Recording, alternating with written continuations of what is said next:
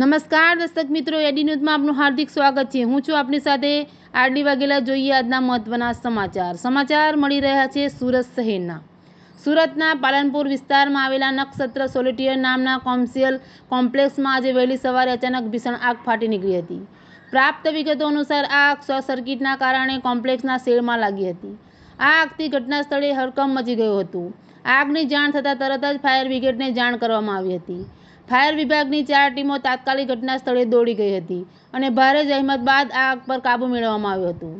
આ કોમ્પ્લેક્સમાં અનેક દુકાનો ઉપરાંત વાહનો પણ પાર્ક કરવામાં આવ્યા હતા। આગ એટલી ગંભીર હતી કે તેમાં પાર્ક કરેલી અનેક ગાડીઓ અને અન્ય સાધન સામગ્રી બળીને ખાખ થઈ ગઈ હતી। જો કે સદનસીબે કોઈ માનવ જાનહાનિ નોંધાઈ નથી।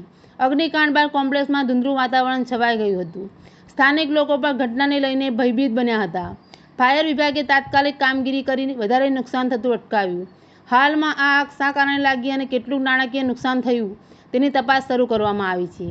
પોલીસ અને ફાયર વિભાગ દ્વારા પૂરતી તપાસના નિર્માણ માટે યોગ્ય પગલાં લેવામાં આવી રહ્યા છે। એડી ન્યૂઝ સાથે બ્યુરો ચીફ સુનિલ ગાંજાવાલા, સુરત।